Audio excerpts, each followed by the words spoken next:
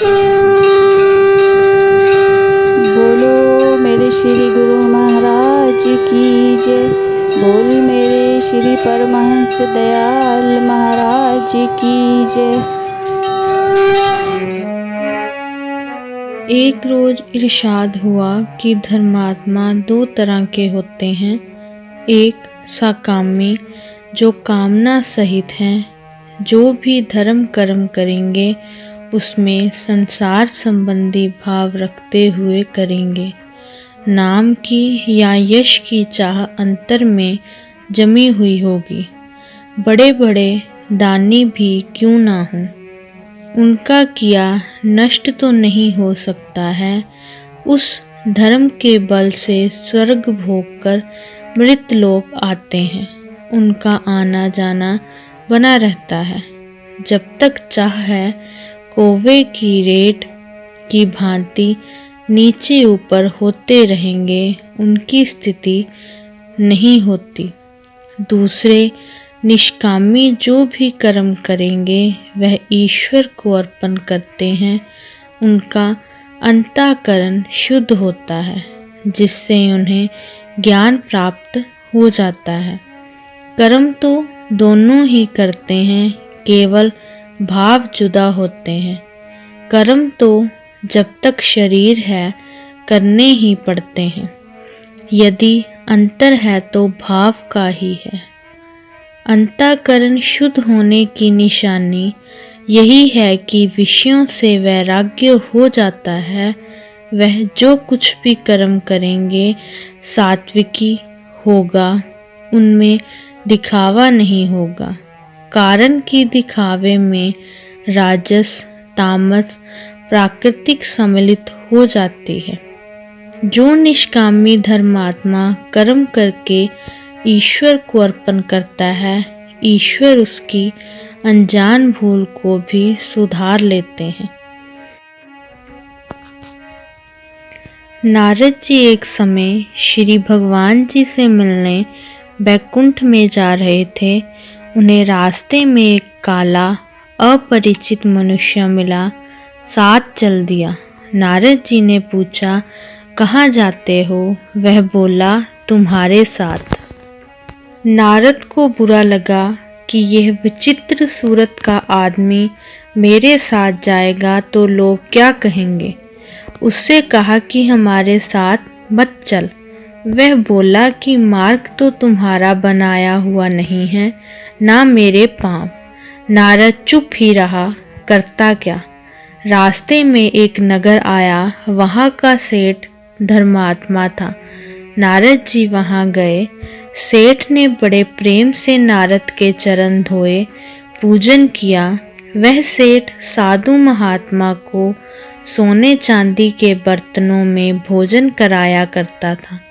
उसने नारद जी को और साथ में आए हुए व्यक्ति को चांदी सोने के बर्तनों में भोजन कराया। रात को सत्संग होता रहा। प्रातःकाल नारद जी वहां से आगे चले।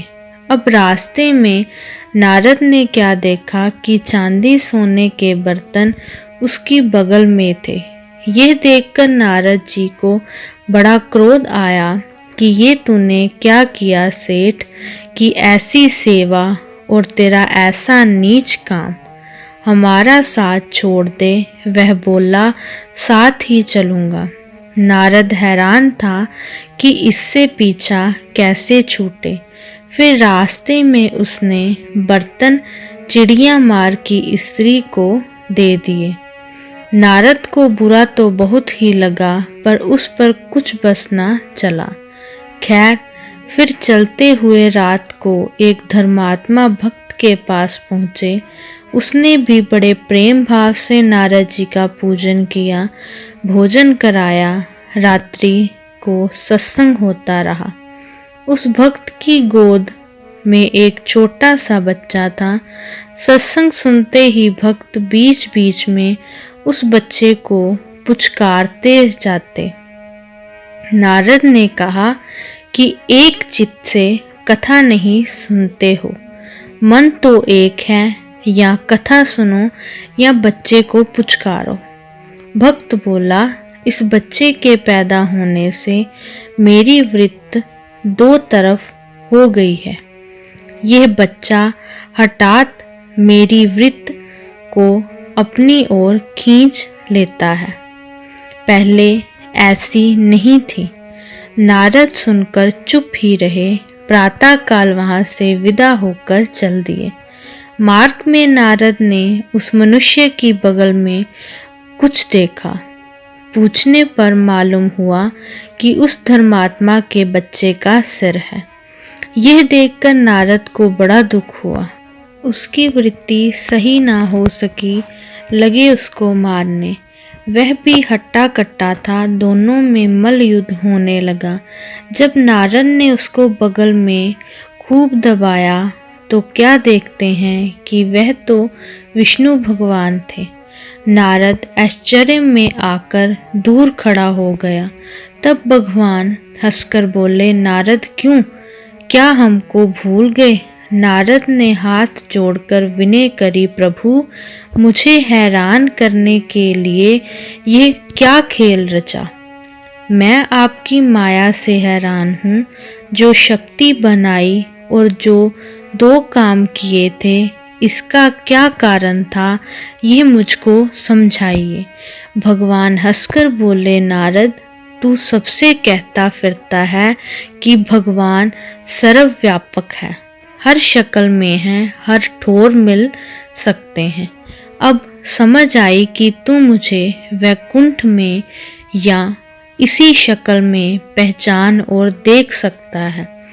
यदि तुमको स्वयं निश्चय होता कि मैं हर शक्ल और हर ठोर में हूँ, तो जहाँ ध्यान करता और जिसको देखता उसी में मुझको पहचान लेता। कहने करने में भाई बड़ा अंतर है। तुझको मेरी काली शक्ल से शर्म आती थी, कारण तेरे हृदय में मान और यश की चाह छिपी हुई है।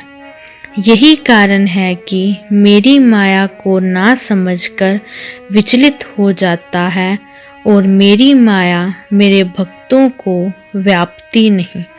अब अपनी कमी वैशी को समझते। तू अपनी ही कमी से हैरान परेशान होता रहता है।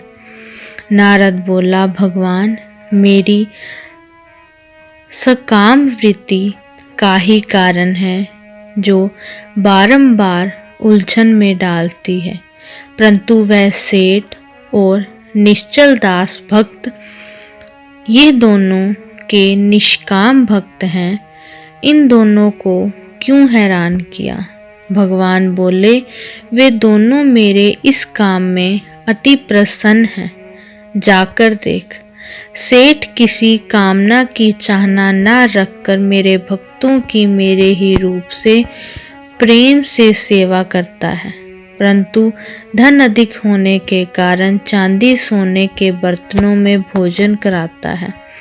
हो सकता है कि यह राजसी वृत्ति उसमें उत्पन्न हो जाए और अभिमान के वश में आ जाए कि मैं चांदी सोने के बर्तनों में साधुओं को भोजन कराता हूँ, इसीलिए हमने उन बर्तनों को चुरा लिया।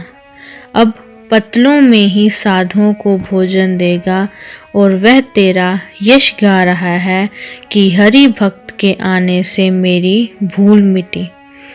निश्चल दास भी निष्कामी है। यह बालक बड़ा होकर उसे कष्ट देता, उसकी भाव भक्ति को अपने मुंह के कारण नष्ट कर देता। अब मैं उसको हरि भक्ति संतान इसके बदले दूंगा, कारण कि तेरे कहने से कि या बच्चे को पुचकार या भगवान की कथा सुन। उसी समय उसने दिल से प्रार्थना की कि इसके पैदा होते ही मुझ में कमी आ गई है, इस उलझन को प्रभु दूर करो। जो निष्कामी धर्मात्मा भक्त हैं, उन्होंने सब कुछ मुझे अर्पण कर दिया है। उनकी संभाल करना मेरा काम है। और जो बर्तन लाए थे रास्ते में चिड़ी मार की स्त्री को दिए, उसका तुझे दुख हुआ कि इसमें धर्मात्मा जन ही भोजन करते हैं, इस मनुष्य को क्यों दिए? इसके देने का कारण ये है कि इस मार्ग में बहुत दूर तक जल इत्यादि नहीं मिलता और यह क्रूर स्वभाव के लोग जल तो क्यों पिलाते, इसी मार्ग के यात्रियों को नाना प्रकार के कष्ट देते हैं।